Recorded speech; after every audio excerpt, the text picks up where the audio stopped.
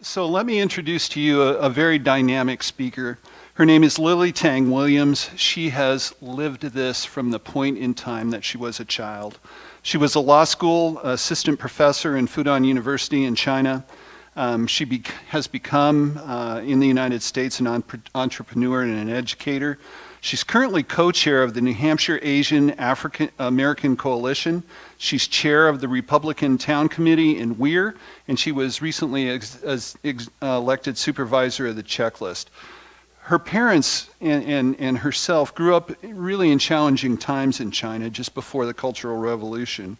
And she's experienced all of the types of things that this brought. She came to America in 1988. So welcome, if you will, Lily Tang-Williams.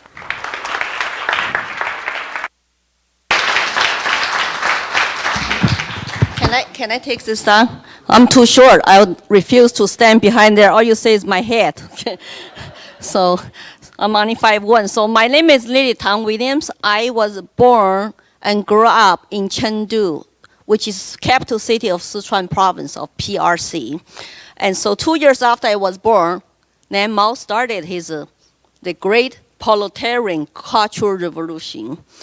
Of course, I did not know anything. I was born into that kind of situation, but my parents, luckily, were so-called red classes. Workers rule, proletarians rule under communism, right? We were the oppressed classes. But what kind of life did we have? You live in a community housing where you're a family, share one bathroom, and then you have one water faucet. And when you go to schools, it's all government-dominated schools, you chant. And you would think, if I'm a red child, why should I write diaries to confess?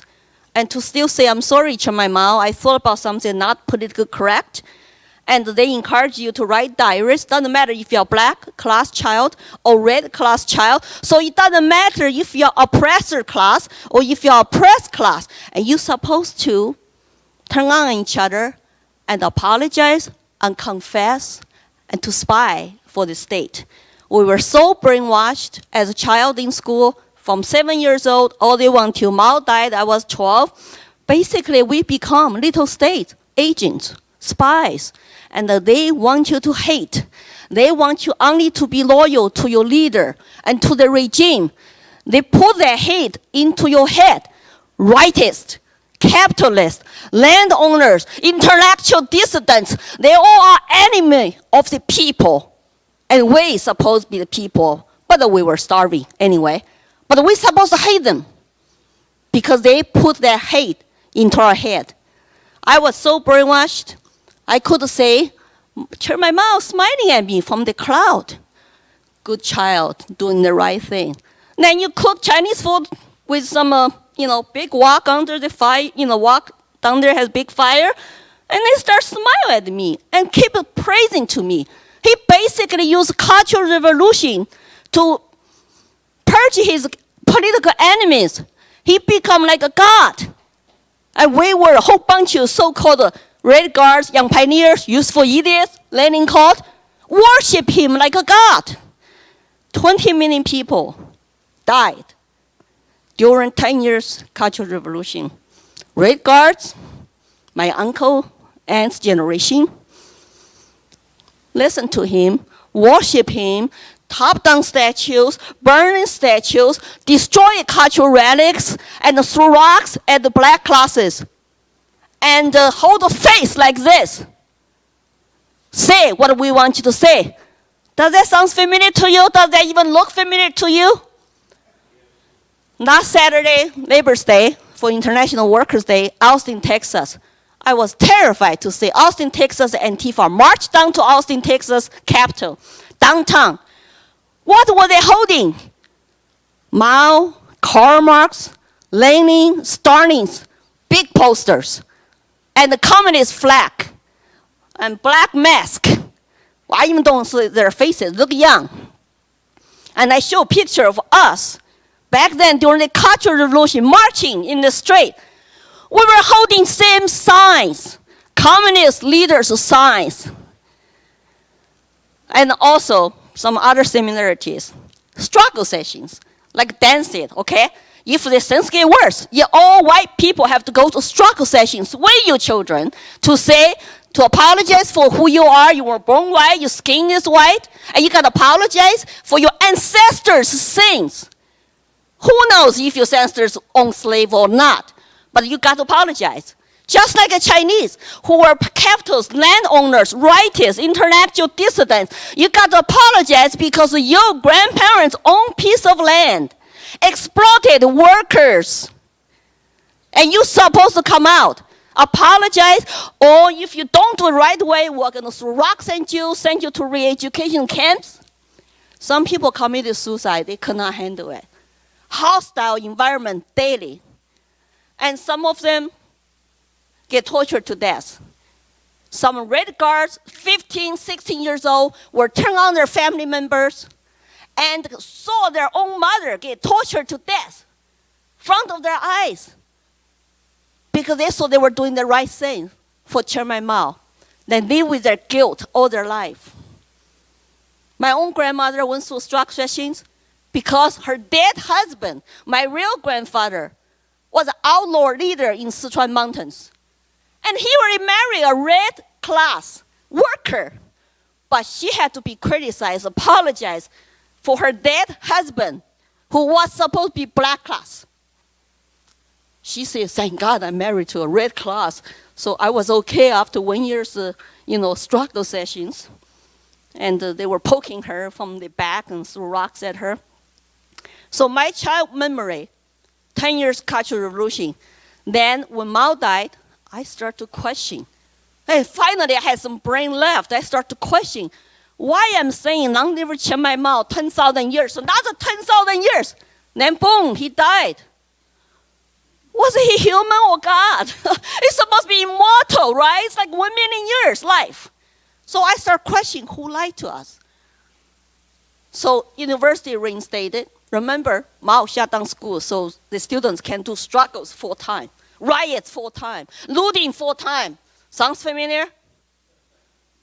And then police were told, stand down. Military told to stand down, purge, show your loyalty, have a loyalty test. All sounds too familiar. Awful memory just came back to me. I actually, about 23 years old, I fled China. I became a graduate student in Austin, Texas. And I thought I left all the communists behind. I'm so happy living in a free country, living my American dream. And I studied, I learned English, got married, raised children, become entrepreneur, work for myself, have financial freedom. I can travel. And now, I have been warning when I woke up in this country. 20 years later, I woke up in this country. I was fighting against Chinese government and CCP, but I did not know what I was fighting for. I just want them to leave me alone, but they won't leave me alone. So I came to this country. I was just doing my own thing, not wake up. 20 years later, I wake up. I cannot recognize America. Is this the same country I came here for? How come they start to talk more and more like a communist talks, more and more like a Marxist talks? I don't recognize it. So I start to become active. I have been warning Americans for the last 6 years actively, don't let Americans become like China. Don't let Marxist, don't let the government offer you free stuff, control education. Parents, you got to get educated. You got to get informed. No matter how busy you are, you got to show up. Hold your politicians accountable, hold your teachers accountable, and run for local office. I have failed. Of course, one person can only do so much. I need to go take my story to the national level because last year I could not sleep at night. I saw how our country was shut down, how schools were closed, how churches would tell you to stand down, cannot congregate, and you must wear mask, you must do this, you must do that, small business all out of work. How could Americans just conform? I just could not make sense of it. It's like, oh my goodness, this is Cultural Revolution where you got shut down, and you have to social distancing, doing all the magical words. There were people looting in the street, burning statues, and want equity. Marxist term is equity, not equality. It's equity, which is equal outcome. That means use that term alone. It's about take from people who have wealth to give to people who don't have wealth, and divide and conquer you all by saying, hey, we have 5 black classes, 5 red. You do too. If you're white, male, Christian, conservative, regular, conventional, husband, wife, you are black classes. To me, it's so simple. Just divide people, get them to fight each other, hate each other. So I feel it's so important now, you know, the similarities between Mao's Cultural Revolution versus our American Cultural Revolution right now. I am warning people. I wrote my opinion piece, if you have not read it, called The Chinese Immigrant Warning on Critical Race Theory.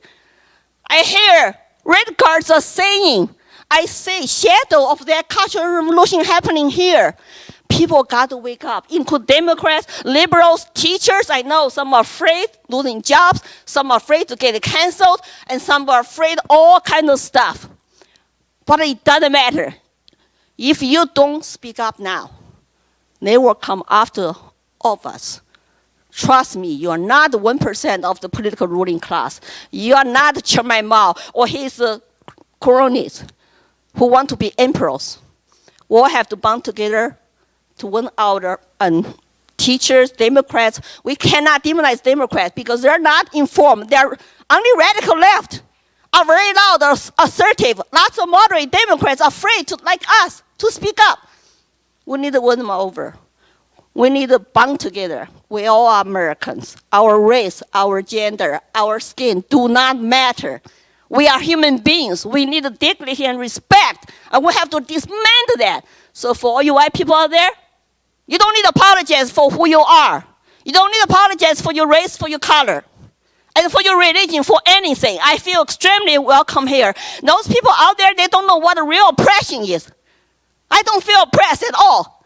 I feel frustrated, sad, and angry. How could I lose another country to communists? I don't want to relive China. I'm going to fight here, like Dan said. No place to run there. I have no place to go home. America is home. New Hampshire is home. We got to fight together. Thank you. Thank you.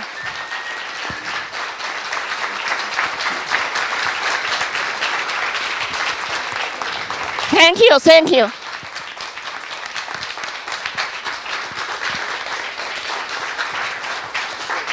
Questions? Very well stated. When do you run for governor? Any questions at all for Lily? Well, I used to think running office might be the only way to get my messages out. Now I discovered there's many ways. By speaking to you, by having my YouTube, by having my Facebook, by getting all the interviews cross country, I'm getting my voices out. If you could get me to the main TV, national TV someday, I will be there. If I can go to talk to state senators, include Democrats, understand critical race theory, I will be there. I will talk to anybody, including radical Marxists. I'd love to debate them. Debate them on the same stage. That would be great, but they don't want to debate me. They don't invite me. They want to go hide. How can they debate somebody who lives through real oppression? They will just say, oh, she's racist because she married to white. Here's my white husband back there. Yeah, yeah, we've been married for 30 years. And 3 so-called, Rita said, half racist children? It's like, are you kidding me? You know, but they're saying so. Running office is one way if you want to do it, but there's lots of other ways. Most important, show up, speak up, don't be afraid. They will come after you no matter you keep your head down or not. And this is a critical moment for our country now. So I already ran for supervisor checklist. I got elected. Thanks very much.